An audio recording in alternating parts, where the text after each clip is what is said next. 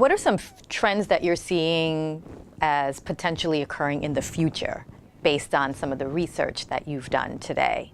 And it could be entailing different industries, or it could be across the board. What are some trends that you foresee?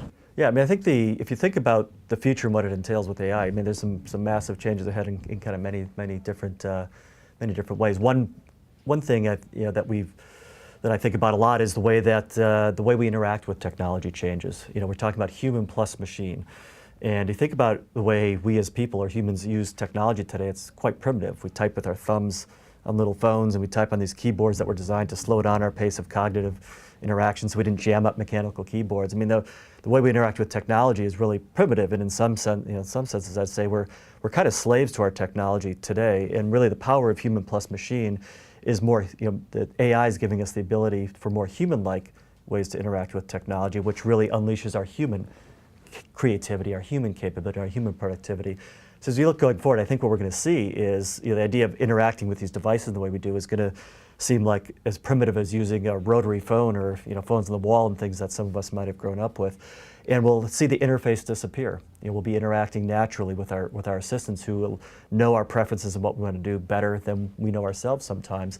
And that's not a threat or dehumanizing. On the contrary, it allows us to be a lot more human, leverage our human interaction capabilities, our emotive response capabilities, our collaboration capabilities, our generalization abilities and ability to cross domains in terms of interacting, exchange knowledge. And that's tremendously powerful and something we should all embrace and look forward to. And that's one of the big changes that'll come about. Another one, just to talk about it, I think is another area where there's going to be massive implications for AI is in health and human care professions, where we've just started to see some of the implications with interesting uses of AI to help patients with depression, as an example, by understanding what might be the triggers and causes and symptoms and helping respond to them more quickly.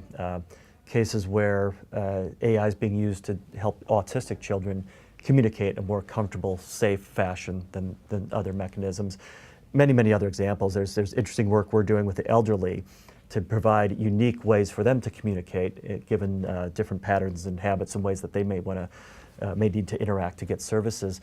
And I think this idea of using technology combined with human services to really solve many health problems, many societal issues that we have, is going to be really powerful and open up entire new industries for us around care professions and solving different health outcomes and situations more effectively. There's a lot of technologies that are kind of dazzling today. We live in an amazing time. We just look around us at what we have. We have these smartphones that have more processing power than the entire space program of the 60s.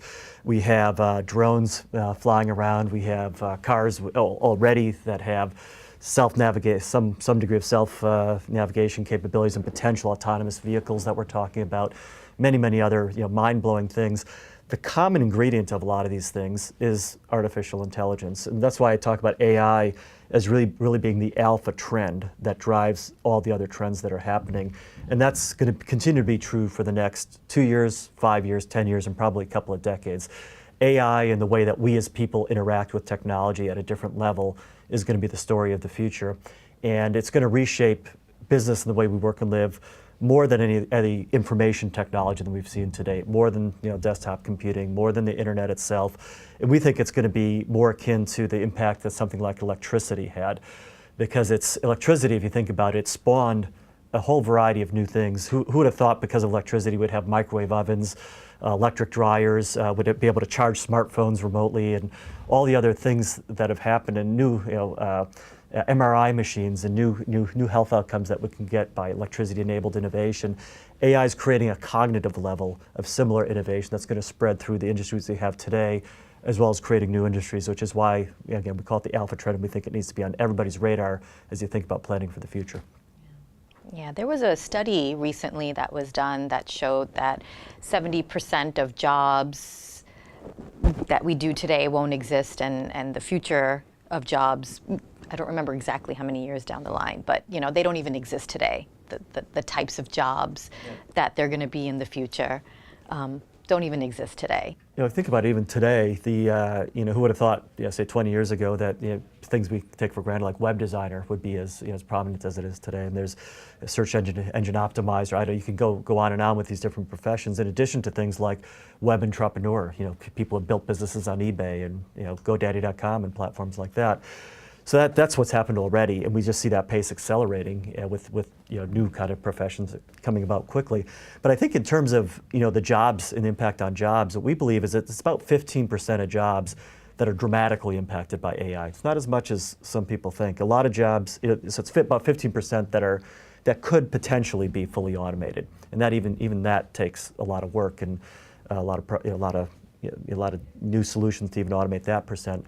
The more of the jobs are transformed in some way and they're changed, so the person is still needed to do the job, but they're needed to do different things. And that's why we focus so much on the human plus machine and looking at how do we change, help people adapt and change as they go to the way that the jobs are being transformed.